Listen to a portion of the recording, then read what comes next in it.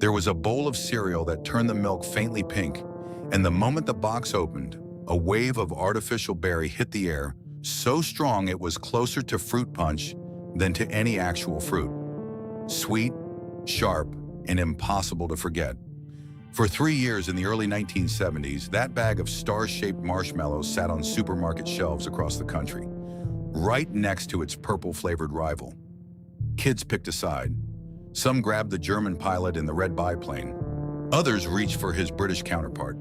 Grocery carts across America carried one or the other home almost every week, and Saturday mornings meant a spoon, a cartoon, and a bowl that smelled like nothing else in the cereal aisle. Then quietly, without an announcement, the boxes stopped showing up. No press release, no goodbye, just an empty spot where the pilot used to be. How does a cereal General Mills built and marketed hard get pushed off its own shelf by cereals from the very same company? This is the story of the pilot who lost the fight not to a competitor, but to his own family. Inside General Mills headquarters in Golden Valley, Minnesota, in the early 1970s, the cereal division had a problem worth having: too much success to walk away from. A year earlier, the company had launched Count Chocula and Frankenberry, two rival monster mascots squabbling over which cereal tasted better, and kids couldn't get enough of the bit. The formula was simple and it worked. Give children two cartoon characters who insult each other on television, put a different flavor behind each one, and let the playground argue about which side was right. So the marketing team went looking for a second pair. This time, instead of monsters, they reached for something a little more old-fashioned: World War I flying aces. One pilot would be British, dashing and proper, flying a purple biplane. The other would be German, mustachioed and gruff, flying a red one with berries painted along the tail. A nod, whether General Mills said so directly or not, to the real-life Red Baron, Manfred von Richthofen. The British pilot got grape. The German pilot got berry. Someone in that room decided the grape cereal would be called Sir Grapefellow, and the berry cereal would be called Baron Von Redberry. And the two of them would spend their commercials calling each other liars. The recipe behind Baron Von Redberry was a fairly ordinary oat cereal by the standards of the day: sugar, oat flour, cornmeal, wheat and corn starch, dextrose, corn syrup, a little salt and gelatin, coconut and peanut oils holding it together. What made it memorable wasn't the oats, it was the marshmallows. General Mills shaped them into small stars and called them Berry Star Bits, dyed a deep pink red, and flavored them so aggressively that the smell hit before the spoon did. Testers and shoppers alike would later describe it the same way for decades afterward. It didn't taste like berries so much as it tasted like fruit punch poured straight into a bowl of oats. The box itself did a lot of the selling. On the front, Baron Von Redberry stood in goggles and a spiked German helmet, thumb raised, announcing in broken English German that he was der berry goodest cereal on the shelf. On the back, there was a punch-out propeller plane kids could assemble themselves. Mail-away offers promised balsa wood biplane gliders with 3-foot wingspans, iron-on patches, action tattoos, even a set of posters and crayons for the price of a stamp and a few box tops. It was a cereal built to be played with as much as eaten, which was exactly the point. General Mills wasn't just selling breakfast, it was selling a whole Saturday morning's worth of entertainment before the milk even hit the bowl. By the time the boxes hit supermarket shelves in 1972, the company had every reason to believe it had built its next long-running rivalry, a second Chocula and Frankenberry that could run for years. What nobody in that room could have predicted was that General Mills' own cereal aisle was about to get a lot more crowded, and that the next mascot walking through the door wouldn't be a pilot at all, but a monster with its sights set on the exact same shelf space. By the fall of 1972, Baron Von Redberry and Sir Grapefellow had settled into their spot on the cereal aisle, right where General Mills wanted them. At eye level for a 7-year-old, between the more established names impossible to miss. For a kid growing up in that era, Saturday morning had a rhythm to it, and this cereal was part of the ritual. Cartoons on the television, a bowl pulled from the cupboard, and the box tipped forward until the smell of artificial berry rolled out before a single flake hit the milk. That smell was the whole experience in miniature. People who ate it as children would still be able to describe it decades later. Not sweet in the way sugar is sweet, but sharp, almost chemical, closer to a glass of fruit punch than anything that grew on a bush. The milk turned a pale pink red by the time the bowl was half empty, and the berry star bits softened just enough to bite through, leaving a faint crunch of oat cereal underneath. The box itself did as much work as a cereal. A kid holding it in two hands got a full cartoon world before breakfast was even finished. Baron Von Redberry in his spiked helmet and goggles, thumb in the air, growling out his broken English boast that he was der berry goodest cereal on the shelf. Flip it around, and the back panel had a punch-out biplane to assemble, tape together, and fly across the kitchen table while the milk went warm. For the kids who wanted more, there was always a mail-away offer buried in the box. A balsa wood glider with a 3-foot wingspan, iron-on patches, tattoos that would last through one bath, or a set of posters and crayons for the price of a few box tops and a stamp. None of it required a parent's help beyond scissors and an envelope, and that mattered. This was a cereal that gave a kid something to do that wasn't just eating. What made the shelf itself feel electric wasn't Baron Von Redberry alone. It was the argument sitting right next to him. Sir Grapefellow, purple box, purple plain, and a grape flavor so strong that opening it filled a kitchen with the smell before the box was even fully open. General Mills built the two cereals to be enemies on purpose, in the same spirit as Quisp and Quake before them, and the commercials leaned into it hard. Redberry rasping that he was the goodest, Grapefellow answering back, proper and clipped, that he was the grapest. For a kid standing in a supermarket aisle with one box in each hand, that wasn't a marketing gimmick. That was a real decision. Which pilot are you loyal to? Which flavor is yours? Some households ended up buying both, just to settle the argument themselves, bowl by bowl, week by week. What was it about a cardboard box with a cartoon pilot on it that made a 7-year-old feel like they were choosing a side in an actual war? That question mattered more than it should have, because in 1972, nobody buying that cereal had any idea they were watching the last real chapter of it happen in real time. The Baron would only get 3 Saturday mornings worth of seasons before the story changed. And the next twist wouldn't come from a rival on a competitor's shelf, but from inside General Mills' own cereal lineup.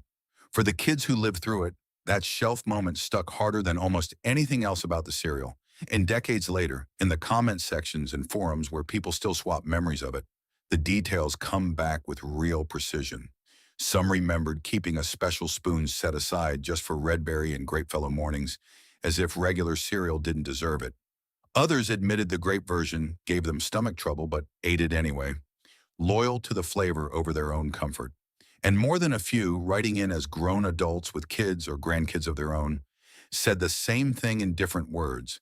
They hadn't tasted anything like it since, and they'd take a box back in a heartbeat if General Mills ever brought it back. None of that came from an accident. General Mills had spent real money making sure Baron Von Redberry felt embedded in a kid's week, not just sitting on a shelf waiting to be noticed. Commercials ran during the exact half-hour blocks where 7-year-olds were already parked in front of the television, cartoons sandwiched between cartoons. So the pilot's growled catchphrase landed the same way a jingle from a favorite show would. Sales reps moving product into stores that year didn't have to explain what the cereal was. The commercials had already done that work before the delivery truck even pulled up. For a regional grocery buyer stocking the cereal aisle in 1972 or 1973, Baron Von Redberry wasn't a gamble. It was riding the exact same wave that had already made Count Chocula and Frankenberry a hit 1 year earlier. And there was no reason yet to think it wouldn't keep climbing right alongside them. That was the shape of things at the top. 2 pilots, 2 flavors, a rivalry kids took seriously, and a company that had every reason to believe it had built something durable. But durability was never really the question General Mills was answering when it greenlit Baron Von Redberry in the first place. It was chasing a formula that had already worked once. And formulas that work once have a way of getting tested again. Whether the product that came first is ready for the competition or not, somewhere in that same building, in that same year, another set of characters was already moving through development. Not pilots this time, but monsters. And nobody stocking that cereal aisle in 1972 had any idea they were about to watch one General Mills mascot eat another one alive. General Mills didn't treat Baron Von Redberry and Sir Grapefellow as a test balloon. From the moment the two cereals were approved, the plan was national distribution, not a regional rollout to gauge interest first. That decision came from a company that had just watched Count Chocula and Frankenberry succeed on the same playbook a year earlier. And the internal logic was straightforward. If a paired rivalry between two cartoon mascots worked once, running the same structure again, different theme, same mechanic, was a safe bet worth scaling immediately. There was no slow build here, no city-by-city test market the way some products got. Boxes shipped to grocery chains across the country within the same general window, so that a kid in Ohio and a kid in California could, in theory, be watching the same commercial and reaching for the same box the same week. Getting onto those shelves meant striking the same kind of standing agreements General Mills already had with the major grocery chains that carried its other cereals. The same buyers who'd already said yes to Cheerios, Wheaties, and the Monster cereals didn't need much convincing to add two more boxes to an order that was already moving. That existing relationship was the real engine behind the speed of the rollout. General Mills wasn't knocking on new doors. It was adding line items to accounts it already had, which is why a niche product with an unusual theme, World War I flying aces, could appear in supermarkets from one coast to the other within the same year it launched, without the years-long grind smaller or newer brands typically needed just to get shelf space in the first place. Underneath the speed, though, sat a quieter problem that wouldn't show itself for a while. A national rollout meant national attention, and national attention meant Baron Von Redberry wasn't just competing with Sir Grapefellow for a kid's loyalty anymore. It was competing with every other cereal General Mills put in front of that same kid, including the ones from its own company. The prize arms race that came with cereal marketing in the early 1970s was already escalating fast. Every box needed a hook, a punch-out toy, a mail-away offer, a patch, a tattoo, something that made one box feel more worth grabbing than the one next to it. Baron Von Redberry held its own here. The balsa wood gliders, the posters and crayons, the cutaway propeller plane on the back panel. But it was throwing those same tricks into a shelf that was about to get a lot more crowded with cereals doing the exact same thing, backed by the exact same company. That crowding had a name, and it was already in motion the same year Baron Von Redberry launched. General Mills Monster cereal, the Chocula and Frankenberry pairing that had inspired the whole pilot rivalry concept in the first place, weren't standing still. They had a built-in seasonal advantage no aviation theme could match: Halloween. A vampire and a Frankenstein-flavored cereal had an entire holiday working in their favor every single year, a natural marketing tie-in that gave them a second wind each October, regardless of how the rest of the year went. Two World War I pilots, however beloved on a Saturday morning, had no equivalent seasonal hook. They were competing year-round against cereals that only had to be interesting 11 months out of 12, because the 12th month did the selling for them. None of that stopped Baron Von Redberry from holding its ground through 1972 and into 1973. The national shelf presence was real, the commercials kept running, and kids kept choosing sides between the German pilot and the British one. But the underlying math of the cereal aisle was already shifting in a direction nobody selling Redberry that year seemed to be watching closely. Not because the product was failing, but because the company that made it was quietly building something else in the same building that would turn out to be far harder to compete with than any rival from outside General Mills ever could have been. By 1973, Baron Von Redberry had reached the only kind of peak a cereal like this could reach. Not sales dominance, but full cultural embedding. It had become one of those products a kid didn't have to think about wanting. It was just there, the way a favorite cartoon or a well-worn backpack was just there, woven into the texture of an ordinary week, rather than standing out as anything special. That, in its own way, was the real achievement. General Mills hadn't just sold a cereal. It had made Baron Von Redberry feel like it had always belonged on the shelf, right between the other familiar names, as though the German pilot had been flying that red biplane since before anyone could remember. The commercials were doing exactly what they were built to do. A child watching Saturday morning cartoons in 1972 or 1973 would have seen the same handful of ads on rotation often enough to recite them without trying. Baron Von Redberry in his spiked helmet, thumb raised, growling out his broken English boast that he was der berry goodest cereal on the shelf, and Sir Grapefellow answering back in his clipped, proper accent that he was the grapest. It wasn't a jingle exactly, but it worked the same way a jingle does. Repetition turning a sales pitch into something closer to a shared joke between the network and the kid watching it. By the time a family made it to the supermarket that week, the choice between the red box and the purple box wasn't really a choice about flavor. It was already made before anyone walked down the aisle. That familiarity ran in both directions. Parents who'd grown up on Quisp and Quake, or who'd already caved to their kids begging for Count Chocula the year before, understood exactly what they were buying when a 7-year-old pointed at the pilot on the shelf. There was no explaining required, no hesitation at the register. A cereal built around a cartoon rivalry had become its own known category of breakfast by the early 1970s, and Baron Von Redberry slid into that category as smoothly as anything General Mills had launched. For a brief window, it looked exactly like what the company had hoped for. A second durable rivalry pairing, sitting comfortably next to the monsters, pulling in its own loyal following of kids who'd chosen the German pilot over the British one and meant it. Behind the counter, the story looked a little different, though no less telling. Grocery buyers stocking cereal aisles in 1972 and 1973 weren't reordering Baron Von Redberry and Sir Grapefellow in isolation. They were reordering an entire General Mills lineup that now included Cheerios, Wheaties, Trix, Lucky Charms, the Monster cereals, and these two aviators, all competing for the same limited shelf footage inside the same stores. Every inch of that aisle was a decision somebody had to make week after week about which boxes earned the space and which ones didn't. For now, Baron Von Redberry was earning it. The orders kept coming. Nothing about the numbers in 1973 suggested a product in trouble. And yet, sitting quietly in that same lineup, just one row over, were the two mascots that had inspired the whole pilot rivalry to begin with. A vampire and a Frankenstein-flavored cereal that had something Baron Von Redberry could never have. An entire holiday built into the calendar, working in their favor every single year without General Mills having to spend a single extra dollar on it. That single structural difference, one seasonal, one not, wouldn't matter yet in 1973. It would matter enormously by 1975. What did it actually mean for a company to build two rival mascots, market them side by side, and then watch its own audience quietly start choosing one pair over the other? For now, nobody at General Mills was asking that question out loud. Baron Von Redberry was still selling, still flying off shelves in the most literal sense, still turning milk pink in kitchens across the country every Saturday morning. But the aisle was getting crowded, the company's own portfolio was getting more competitive with itself, and somewhere in that quiet arithmetic of shelf space and reorder numbers, the first real cracks in the pilot story were already starting to show. Not from outside General Mills, but from within it.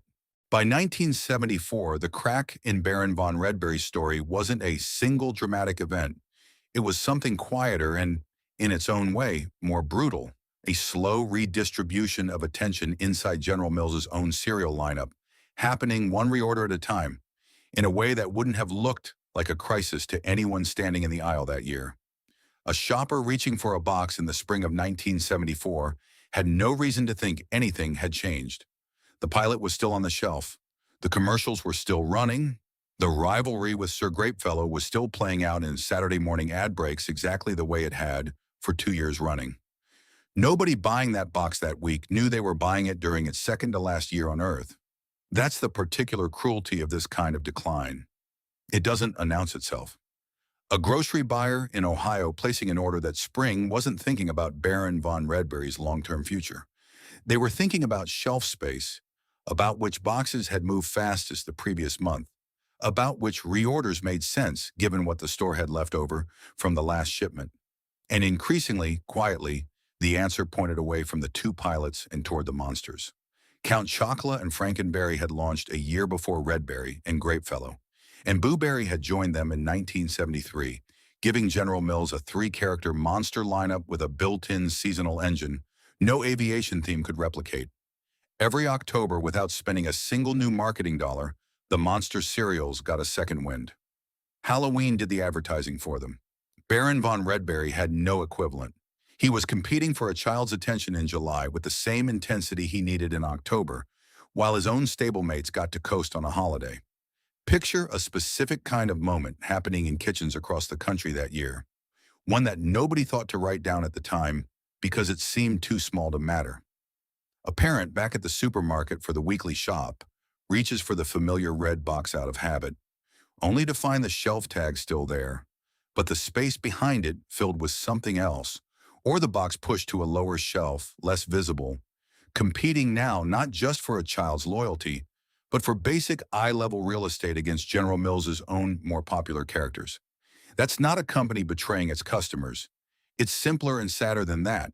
It's a company optimizing its own shelf space in favor of the product that was already winning, and Baron Von Redberry just happened to be the one losing that particular internal contest. There's no record of General Mills making any public acknowledgement of this shift in 1974. No formula change, no repackaging, no announcement of trouble. That absence is its own kind of evidence. Companies that see a real crisis coming from an outside competitor tend to react loudly. They cut prices, they redesign packaging, they run new ad campaigns to fight back. General Mills did none of that for Baron Von Redberry because the threat wasn't coming from Kellogg or Post or Quaker. It was coming from 3 rows over, from characters wearing the same corporate logo, and there was no external battle to fight because the company wasn't losing market share to anyone outside its own walls. It was simply choosing, quietly and without ceremony, which of its own children to keep feeding. How long can a company keep two rival products alive against each other before deciding, without ever saying so out loud, which one gets to survive? That question sat underneath every reorder meeting nobody minuted, every shelf reset nobody documented, every gradual shift in emphasis that no single employee could have pointed to and called the moment things changed. By the time 1975 arrived, the crack that had opened quietly the year before wasn't a crack anymore. It was the whole foundation, and there was no dramatic villain waiting in a boardroom to be blamed for it. Just a company that had built 2 winning formulas at once and was now watching one of them lose to the other in real time, without anyone having to make a single cruel decision to cause it. There was no single villain in the collapse of Baron Von Redberry, and that fact is precisely what makes the internal decision-making at General Mills worth examining closely. The company didn't kill this cereal through negligence, malice, or a cost-cutting scheme gone wrong. It killed it through success. The specific, self-inflicted kind of success that happens when one division builds 2 winning products at the same time and only has room on the shelf, in the ad budget, and in a child's breakfast rotation for one of them to keep climbing. The key decision, if it can even be called a single decision, was baked into the original green light back in 1972. Launching a second mascot rivalry using the exact same formula that had already proven itself with Count Chocula and Frankenberry, without building in anything that made the new pair structurally different from the old one. Whoever approved Baron Von Redberry and Sir Grapefellow was betting that a good marketing mechanic, 2 cartoon characters insulting each other on television, would work regardless of theme. World War I, pilots, monsters, it didn't seem to matter at the pitch stage. What that bet failed to account for was the seasonal advantage baked into the monster theme from the start. Halloween wasn't something General Mills invented for Count Chocula and Frankenberry. It was already there, already on every calendar in America, already primed to sell candy and candy-adjacent cereal every October without a dime of extra marketing. 2 pilots flying biplanes had no equivalent holiday waiting for them. They had committed to fighting a year-round battle against products that only had to win 11 months out of 12. By the business logic of 1973 and 1974, that structural gap wasn't obvious yet. It would only become undeniable in hindsight, the way most fatal decisions in corporate history do. At the time, it looked like reasonable portfolio expansion. More cereals, more mascots, more shelf presence, more chances for a kid to find something they loved. Nobody sitting in a General Mills marketing meeting in 1972 was thinking in terms of cannibalization. They were thinking in terms of growth. That's what makes this story different from the more familiar tale of corporate greed gutting a beloved product. There was no formula secretly cheapened, no factory quietly shut down to save money, no private equity firm stripping value out of a brand it didn't understand. The company that built Baron Von Redberry and the company that essentially let him die of neglect were the same company, operating in good faith the entire time, just optimizing for its own bottom line in a way that happened to leave one of its own products behind. For the people on the front lines, the regional sales representatives who'd been pitching Baron Von Redberry to grocery buyers since 1972, the shift would have been felt long before it was ever named. A rep working a territory in late 1974 or early 1975 wasn't losing accounts to a Kellogg salesman walking in the door behind them. They were watching their own colleagues, reps from the very same company, walk into the very same stores pitching Frankenberry and Booberry for the upcoming Halloween season, competing for the exact same shelf inches. There's a particular kind of professional strangeness in that, being outcompeted not by a rival firm, but by a coworker 3 cubicles over, both of you carrying the same business card, both of you trying to win the same grocery buyer's limited attention for 2 different products from one employer. Nothing in the historical record documents exactly how those internal conversations played out, and nothing should be invented here to fill that gap. General Mills has never published an internal account of the decision to let Baron Von Redberry go, and no interview or memo from the period has surfaced publicly describing the moment insiders knew the cereal was finished. What can be said with confidence is only what the outcome shows. By 1975, both Baron Von Redberry and Sir Grapefellow were discontinued after just 3 years on the market, while the monster cereals that had inspired their creation went on to become some of the most enduring characters in American cereal history, revived and re-released for Halloween seasons for decades afterward.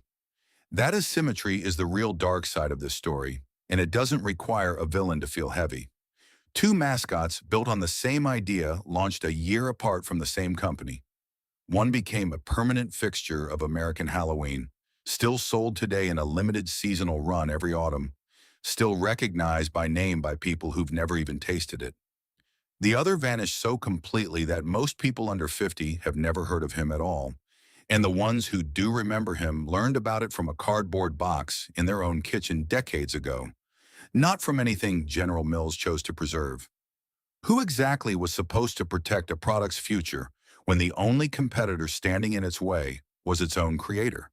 There's no satisfying answer to that question, and there wasn't supposed to be one. No regulator exists to referee a company's internal portfolio decisions. No consumer watchdog tracks which of a corporation's own mascots it chooses to let go. Baron Von Redberry didn't lose to bad publicity, a health scare, a tainted ingredient, or a boycott. He lost to arithmetic, to a company doing exactly what companies are built to do, which is bet more heavily on the thing that's already winning. By 1975, that arithmetic had run its course completely, and the last boxes of Baron Von Redberry were already leaving supermarket shelves for good, with no announcement, no farewell campaign, and no acknowledgement from General Mills that anything worth mourning had happened at all. There is no dated press release marking the end of Baron Von Redberry, no official General Mills statement announcing a discontinuation, no single headline from 1975 that historians can point to and say, "This is the day it happened." That absence is itself the story. The most well-documented discontinuations in cereal history tend to come with some kind of public marker.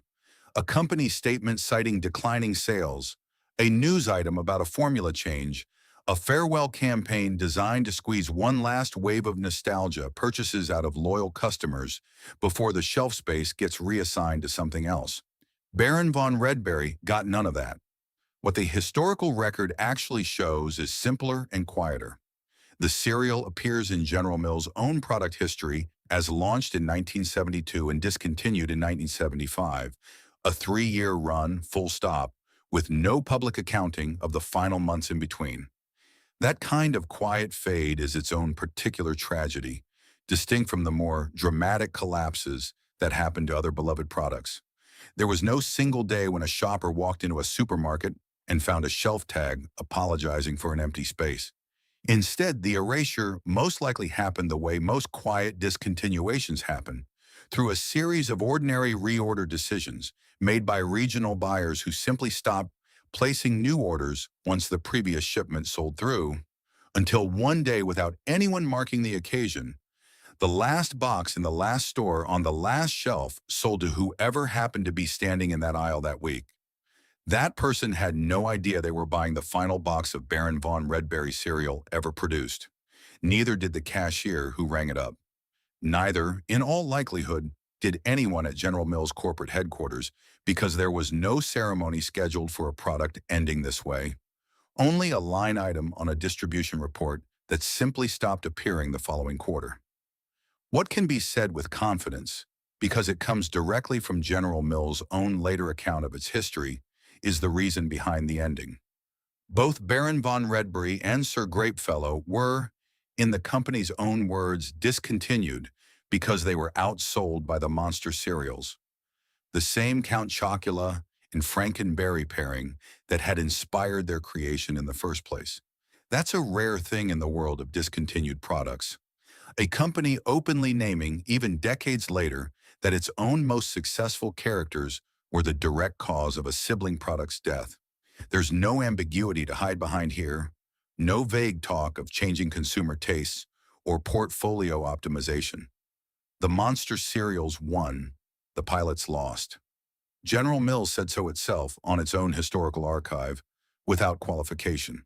For the fans who did notice, and there were some even at the time, the reaction wasn't organized the way a modern product's discontinuation might generate an online petition or a coordinated social media campaign. In 1975, there was no internet for aggrieved cereal lovers to gather on. What existed instead was a quieter, slower kind of mourning. A kid who reached for the familiar red box on a Saturday morning and found something else in its place, with no explanation offered and none expected. A parent who didn't think to ask the store manager why the aisle looked different, because in 1975, cereal brands came and went without much public commentary, and nobody yet had the vocabulary or the platform to demand answers from a food company about a childhood breakfast. That silence lasted for decades.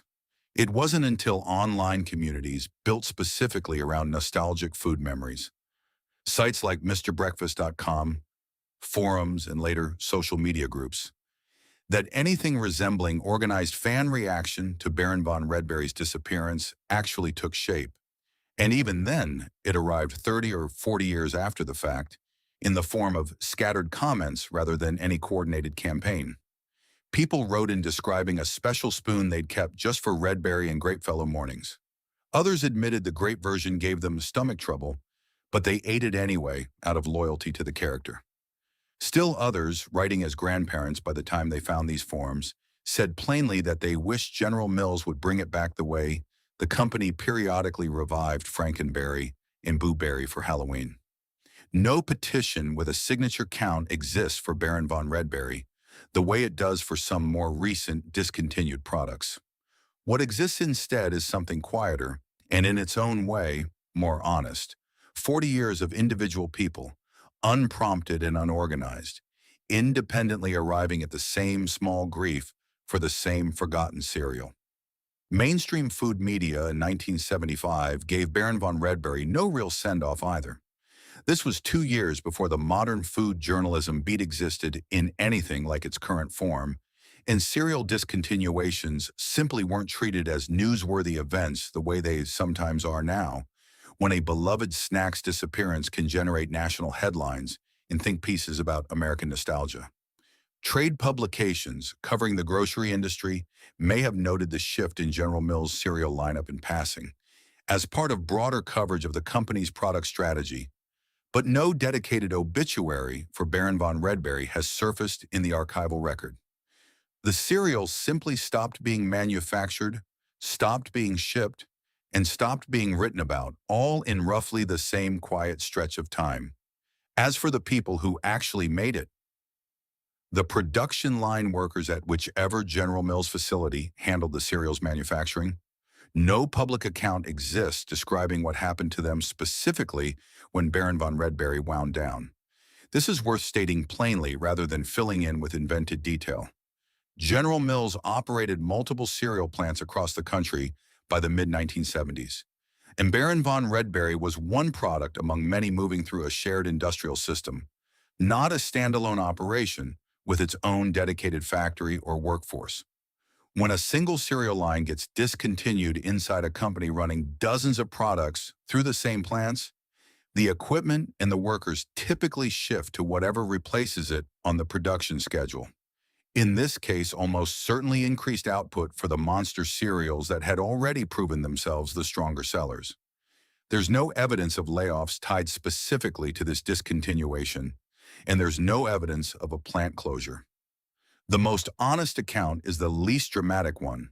The same hands that had been filling red boxes with berry-flavored oats and pink marshmallow stars in 1974 were very likely filling different boxes for different mascots by 1976 inside the very same building. The specifics of the final production run, the last lot code stamped on the last bag, the exact box design that shipped in those closing months, whether General Mills quietly dropped a prize offer before ending the line entirely, none of that has been documented publicly in any source that can be verified.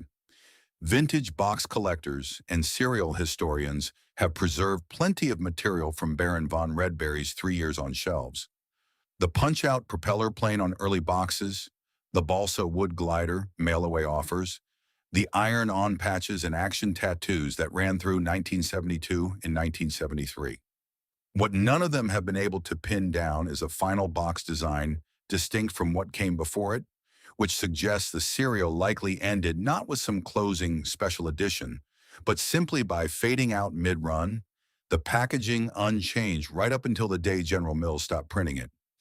What can be reconstructed, even without a documented last purchase story, is the shape of the moment for an ordinary family somewhere in America, sometime in 1975.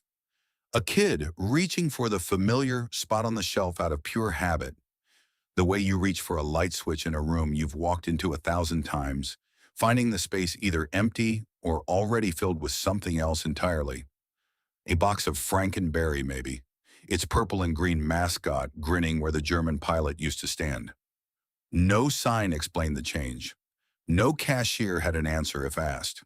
The kid either shrugged and picked something new or asked a parent why Baron Von Redberry wasn't there anymore. And the parent, just as much in the dark, probably said some version of, "I guess they don't make it anymore," and moved on to the rest of the shopping list. That's the entire scale of the loss as it was actually experienced in real time. Not a company-wide crisis, not a public reckoning, just one small private disappointment repeated in kitchens across the country, none of them aware the others were happening at the exact same time. What does it mean for a piece of childhood to disappear so quietly that the only people who ever mourned it were the individual kids standing in front of an empty shelf, one at a time, decades apart from each other, never knowing anyone else felt the same way? By the end of 1975, Baron Von Redberry was gone in every sense that mattered. Off the shelves, out of production, absent from the Saturday morning commercial blocks where he'd once growled his catchphrase at Sir Grapefellow week after week. General Mills didn't destroy him. It simply stopped choosing him again and again in 100 small decisions that added up to an ending nobody announced and nobody at the time thought to properly grieve. What replaced Baron Von Redberry on the shelf wasn't a new product at all. It was simply more of what had already been winning. Once the two pilot cereals wound down in 1975, the space they had occupied went, in effect, to General Mills' own monster cereals, which continued expanding their footprint through the rest of the decade and into the ones that followed. There was no rival company swooping in to claim the territory Baron Von Redberry left behind. The shelf space, the ad budget, the mail-away prize slots, all of it simply flowed toward Count Chocula, Frankenberry, and Boo Berry, the same three characters that had quietly outcompeted the pilots in the first place. In the most literal sense, the thing that replaced Baron Von Redberry was the thing that had already killed him. That fact makes the question of revival a short one to answer, and an honest one requires saying plainly what the record shows. there has been no official revival of Baron Von Redberry. This stands in sharp contrast to what happened with the monster cereals that outsold him. General Mills has brought Frankenberry and Boo Berry back for limited seasonal runs multiple times over the decades since. Time to Halloween, capitalizing on exactly the kind of nostalgia marketing that a viewer watching this video is likely feeling right now. Baron Von Redberry has never received that treatment. No limited edition throwback box, no anniversary re-release, no seasonal tie-in of any kind has brought him back to a supermarket shelf since 1975.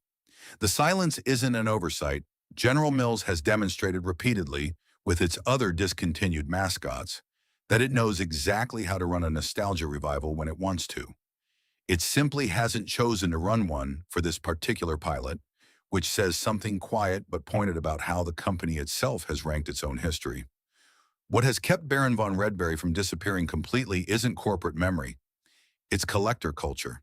Vintage box panels, cereal box premiums, iron-on patches, and the balsa wood glider offers from the early 1970s circulate today through auction sites and estate sales. Bought and sold by people who never tasted the cereal themselves, but recognize the artifact as a piece of genuine advertising history. Online cereal history communities, sites built by hobbyists rather than General Mills itself, have done the actual preservation work here, cataloging box designs, ingredient lists, and commercial scripts that the company that made the product never bothered to archive publicly. In a strange way, Baron Von Redberry survives today almost entirely through the efforts of strangers with no financial stake in the brand, rather than through any institutional effort by General Mills to keep his memory alive. The broader lesson sitting inside this story has less to do with changing American tastes and more to do with the risk every company takes when it tries to repeat its own success too literally. General Mills didn't lose Baron Von Redberry to a health trend, a recession, an ingredient shortage, or a smarter competitor from outside its walls. It lost him to an internal decision to launch a near copy of an already successful format without accounting for the one structural advantage, a built-in holiday, that made the original format work in the first place. That's a lesson with real weight for anyone studying how brands rise and fall. Success is not always transferable, even within the same company, even using the same playbook, even with the same marketing team applying lessons they just learned firsthand. Sometimes the thing that made a good idea work the first time is precisely the thing missing the second time around. And no amount of clever advertising can manufacture a holiday that doesn't exist. As for the economic footprint of the discontinuation, there's no documented account of a specific factory town affected by Baron Von Redberry's end, because, as established earlier, this cereal was never tied to a single dedicated plant. It moved through General Mills' broader manufacturing network alongside dozens of other products, and its discontinuation most likely meant a shift in production allocation rather than any facility closure or job loss. No historical source describes a community that lost work specifically because Baron Von Redberry stopped being made. That absence isn't a gap in this story so much as a small mercy, unlike so many discontinued products where a plant closure devastated a town. This one seems to have ended without that particular human cost. What does it mean for a company to be more careful with preserving the legacy of a monster than the legacy of a pilot who lost a fight he never knew he was fighting? There's no clean answer, and this chapter isn't the place to try to force one. What remains is simply this. 50 years after Baron Von Redberry vanished from supermarket shelves, he exists only in the memories of the people who grew up eating him, in cardboard fragments preserved by strangers, and in the quiet fact that General Mills, the company that created him, has never once tried to bring him back. There's a particular smell that comes back before anything else. A wave of artificial berry rolling out of a torn-open cardboard box, sharper than any real fruit, closer to a glass of fruit punch left out too long in the sun. It arrives before the eyes even find the cereal itself, before the star-shaped marshmallows scatter into the bowl, before the milk turns that pale pink red that never looked quite natural and never needed to. A spoon dips in, and there's a soft give from the berry star bits, giving way to a thin crunch of oat cereal underneath. And for one small kid on one ordinary Saturday morning, somewhere in America in 1973, that combination of smell and color and crunch was the entire world for about 20 minutes. Cartoons flickering on a television nearby. Nowhere else to be. Nothing else required of the day yet. A cardboard pilot in a spiked helmet stood watch from the counter, thumb raised, growling out a boast in broken English that made no real sense and didn't need to. It was enough that he was there. It was enough that the box was full. That memory means more than the ingredients that made it, because Baron Von Redberry was never really about oats or sugar or artificial flavoring. It was about a specific shape that childhood took for 3 years in the early 1970s. One small ritual among many that gave a Saturday morning its structure before anyone in that kitchen had the vocabulary to call it a ritual at all. A rivalry between two cartoon pilots, one German and one British, taught a generation of American kids something about loyalty and choice that had nothing to do with breakfast.